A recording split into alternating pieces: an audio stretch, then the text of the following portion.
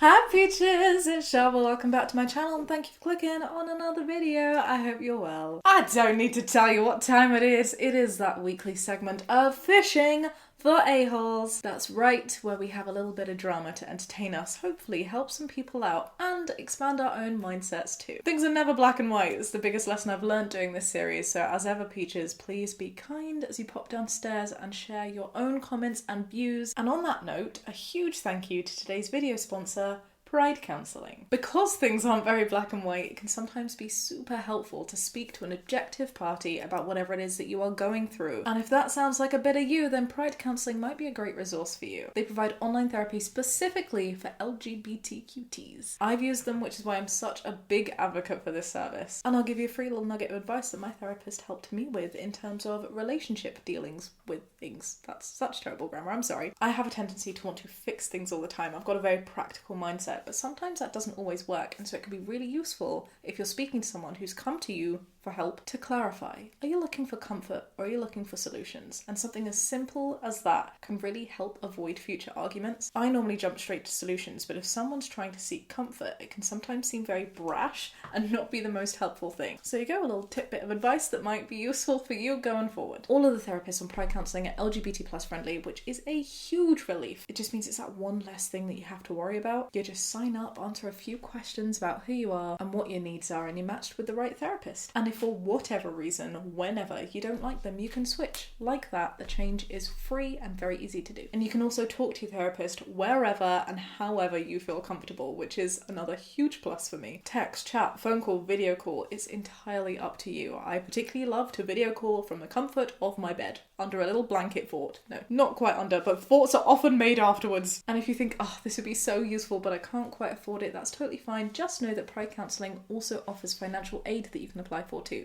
because no one should feel left out from having good mental health. If you would like to find out more or potentially sign up, you can take a look at my link downstairs in the description box, pridecounselling.com/Shaaba, or you can use this gorgeous QR code right here, and either way you get 10% off your first month. Enjoy! Meanwhile, let's take a look at some of these Am I the Arsehole posts. You ready? Am I the arsehole for not wanting to trick my friend into going to the psych ward? I think that's one of the most dramatic Am I the Arsehole titles. Like one of the most WTF titles I've seen. A group of us, aged 25 to 35, are on a trip at a high altitude. One member hasn't been able to sleep since we got here 3 days ago because the altitude is messing with him. So he's having some psychiatric problems, anxiety, depression. However, he isn't a danger to himself or to others. Okay, I haven't experienced this, but I've heard that altitude sickness can really affect you badly, and I definitely know that 3 days of no sleep is very, very bad for your mental health. I'm not sure if we can call anxiety and depression psychiatric problems. I actually don't know. They're psychological, for sure. Slight hair there, but it feels like an important distinction to make. He feels better when we go into town at a lower elevation, and he'd like to go back into the major city, which is an entire mile lower, rent a hotel, and get some sleep. Altitude sickness is known to cause sleeplessness, absolutely. This is probably a sucky holiday for your friend. I'm sorry this is happening to him, but what a great solution. If you're able to go to a hotel lower down, sounds fab. My friends, who are not bipolar, have no medical training, and have never been in a psychiatric hospital, are allowing him to think that he's going to the major metro, but what they've done is called EMS to emergency room with a psych department 20 minutes away with a similar altitude without telling him. They think from talking to relatives who also have no bipolar experience that he's having a bipolar episode and has to go to the hospital. I have insomnia and bipolar. I've minimally slept since we've gotten here, and I've had a conversation with my friends about how he's showing no signs of a manic episode. He's obviously depressed and stressed and overtired. I've been admitted to psych hospitals multiple times, and he's not nearly that unstable. My head, from what you've said, particularly if he's not a danger to anyone, and he's just having experiences of anxiety and sleeplessness, why on earth would your head jump to, oh, let's try and commit him? In fact, I've had so much stress over psych hospitals that it makes it worse. None of my friends have ever been in a psych hospital. Am I the arsehole for one, thinking he needs to be told what's going on instead of being ambushed, and two, trying to get into a hotel with a low altitude so that he can sleep? No, you are not the arsehole. Specifically for that second point, I think sometimes, it sounds really bad, I was just about to say that ambushing can be okay, which sounds really not okay, but if someone is not in control of their mental health and you are doing everything with the best of intentions and because it objectively is what is best for them, I think there are many legal hoops that you need to jump through. But in those circumstances, I do think that sometimes it can be justified to not tell someone and to get them the help that they need so that that retrospectively they can be like, oh, yes, that was absolutely needed. But this definitely doesn't sound like one of those situations, and it's very, very odd to me that your group of friends have decided to orchestrate this little, I'm trying to think of a different word, scam is the only word that's going in my head here, when he's telling you that he feels better at lower altitudes and when you could easily try that. Also, if someone has bipolar, you don't take up huge resources by committing them to, or, you know, like getting them to go into a psych ward. And in many ways, this is just very odd. You are not the asshole, and I'm sorry for you and your friend for putting up with that. I hope you've explained this to your friends that they don't carry on with this plan. There are certain situations he can be held against his will, but he doesn't meet that criteria, right? Not the asshole. Without more evidence for actual mental health crisis, this sounds like lunacy. Whoever the ringleader of this little caper is, they need to stop playing amateur psychologist and do what he is expecting. I totally agree. I would love to know how this one ended up. Am I the asshole for gaslighting my girlfriend into thinking she was alive? Is it me, or are these titles just a little bit next level this episode? I'm a 25-year-old man. My girlfriend, 25-year-old woman, were out with some friends yesterday, and one of my friends was talking about how she has this weird disorder, just don't like those words together, weird disorder, where she has extremely early childhood memories. I am aware that sometimes people can have weirdly early childhood memories. I think I might have that. This sounds really odd, but I definitely have memories from being one, the age of one, which I shouldn't know. I've had conversations with my mum. I was just like, oh, I have these dreams and blah blah blah, and she's like, yeah, no, that's a real place, it was your bedroom. But I left that house when I was 2 years old, so yes, I also have this. I'm also pretty certain I can remember the hospital that I was born in, which I only was in when I was born, which sounds, again, so bizarre. I totally appreciate how bizarre that sounds, but I wouldn't call it a disorder. Like, that's just an odd word, but okay. She said she vaguely remembers watching the 9/11 news on the TV, even though she was only 3 years old. My girlfriend jumped in and said it would have been cool if she had that disorder too. This is very weird. I mean, sure, hey, wouldn't it be cool if I remembered things from when I was little and young? Yeah, but cool to have this disorder? There's something about the words of this that's just making me sit uncomfortably. But she wasn't even alive when 9/11 happened, so she wouldn't have seen it anyway. I told my girlfriend that she would have been alive. She just would have been 3 years old since she was really young. She told me no, she wouldn't have been alive, and to stop acting like I knew her life experiences better than her. You're both the same age, right? I honestly thought this was some sort of sarcastic joke, so I laughed her off and said, yeah, okay, very funny. But she was seriously mad and told me to stop effing gaslighting her. The whole mood was kind of killed after that. I apologised because I didn't want to cause a scene, but I guess the damage was done. Maybe I should have dropped it and not argued with her initially. Am I the asshole? No, you are not the asshole. So let me get this right. You and your girlfriend are the same age. You're both 25 now, and 9/11 happened in 2001, right? And so you were both alive when 9/11 happened, but your girlfriend's accusing you of gaslighting her because she can't math properly? Is that what's happening right now? I'm very confused. No.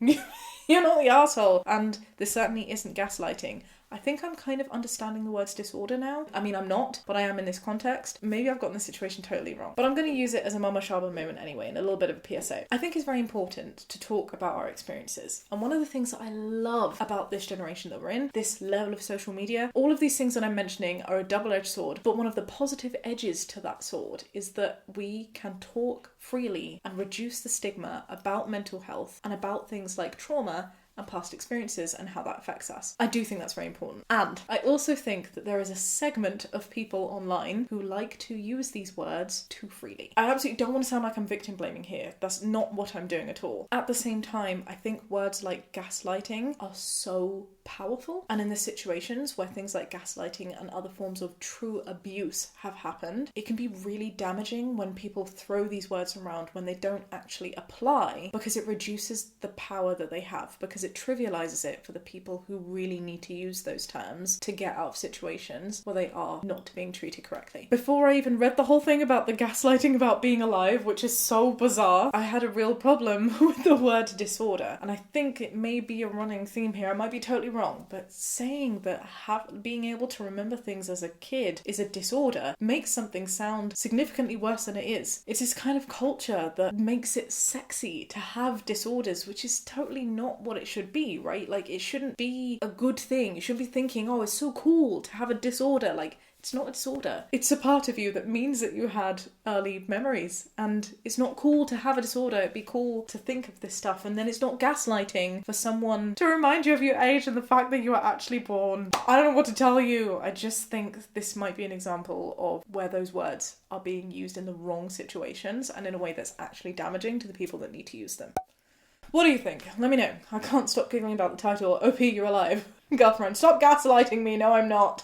Not the arsehole. Maybe she wanted someone else in the group to think she was younger than 25 and he blew her cover? OP responded and said, I mean, we've all been friends since uni. It's been established that we're all within 1 year of the same age. I didn't even think of that. Yes, perhaps she is a different age and she's lying to you. And she's like, don't tell me how I live my life. I know when I was born. But you think that she's 25. That's the only reasonable explanation. Not that that would be reasonable at all. Not the asshole, and your girlfriend doesn't understand how time and math work. I feel like we're falling into a different dimensions with these Am I the Arseholes. I wonder if the third one's going to be as odd. Am I the arsehole for saying whoopsie after my son broke a vase at his dad's? Okay, granted not as odd as the other ones, but still pretty odd. My son is 2. I'm not with his dad anymore, but we're usually on good terms. My son was running around at his dad's and he knocked a vase down. The vase broke and the sound scared my son, so I said, whoopsie, in a light voice so he wouldn't cry. I literally just did this 2 days ago. I had my little nephew over who was so friggin' adorable and he tripped over like a footstool onto the carpet and he's on his face. And I heard this thing and it's so true. Like when kids fall over, right? Obviously if they really hurt themselves, they cry. But if they're just shocked and they haven't truly hurt themselves, because they're pretty robust little squishes, right? They wait for a second to see how you, the adults, react to inform them on how they should react. And so if you go, oh, you silly Billy, are you alright? Let's go stand up. They will react very differently and more positively than if you go, oh my goodness, my little baby, are you okay? Then they'll be like, oh my gosh, there's something wrong with me, I'm gonna cry, you know? So yes, I can totally agree with this. If something like that happened, I also would be like, oh, it's okay, my love. Even if on the inside I'm like, oh my freaking god, are you alright? Let me check your body all over for bruises, and then let me get really mad at the fact that this beautiful vase has just been broken. I don't think my reaction was a big deal. It's not like my son intentionally broke the vase, but my ex got upset with me for saying whoopsie. Maybe tell him about what I just said and that it's like a parenting technique and then he wouldn't be acting so stupid. His girlfriend was acting like it was the end of the world because the vase was broken, even though it's not hers, and my son's grandma, the person who bought and gifted the vase to my ex, was more worried about my son's well-being than the vase. We've been arguing about this for the last few days because I won't apologise to him and because I told his girlfriend to get over herself and glue it back together if she cared so much. Am I the arsehole? No, sweetheart, I don't think you're the arsehole. What I'm reading between the lines is that there's a bit of tension between you and girlfriend, and that girlfriend in particular is going on about something that might be fueling your ex's need to argue over this. Might not just be about the vase, if you get what I'm saying. And as honest as I'm sure you're being, there are 3 sides to every story, yours, theirs, and the truth in even your side might be a bit biased. Simply said that you told her to get over herself and glue it back together. I'm sure the way that it came across could have been significantly shadier, causing and further fueling an already existing argument. So no, I don't think you're the asshole, but I also think maybe you've been like a little bit shady, but whatever. Like, it's not asshole territory in my opinion. Also, why are they asking you to say sorry? Like, this is your ex's kid too, right? What you're telling me is his son, I know he's your son too, but his son broke a vase in his house. Oh, it's the whoopsie. It's the whoopsie that he's getting mad at. It's just odd. You were just trying to console your son and do the right thing for him. And if a parent is going to have a go at you for that, then that's not very good parenting in my book. Get over it, Dad. Not the asshole. It's literally just a word. I find it hilarious that the grandma, the person who gave the vase, was more worried about the child than the vase. Obviously, Dad's girlfriend's priorities are somewhere else other than the kid. The kids too. I highly doubt he intentionally broke the vase, so she needs to relax. Agreed. I think Dad also needs to relax. Not the asshole. His son broke the vase. You're trying to ensure his son didn't panic. I see no issues. You don't have to continue engaging in conversations about this issue. Not the asshole. Do you know, I really freaking love that. I love that so much, and it's so true. I think sometimes in these situations, this is definitely something that I did, and funny enough, this is something that therapy really helped me see. Thank you, Pride Counselling, genuinely. Is that you don't need to be in these situations. If you're feeling that really silly, frustrating, annoying, unnecessary, trivialized arguments are taking place, you can easily just say, I'm removing myself from the situation. I'm not going to partake in this. Goodbye. There's so much power in muting. And I think this is the most powerful lesson, that if you ever find yourself in similar situations, which don't have to be about babies and vases, but about conversations that you simply don't want to engage in and that are not good for your mental health, just don't be in them. That is a choice that you can make. And I am Mama Shaaba, just reminding you of that. Alright, my loves, what did you think about today's AITAs? They operated on a different level today. Is that just me, or were they like particularly unhinged? If you enjoyed this video, do give it a thumbs up, subscribe if you'd like to see more, and I'll see you next time with another video. Don't forget to check out Pride Counselling if you would like to do so. Be kind and have a great day. Bye!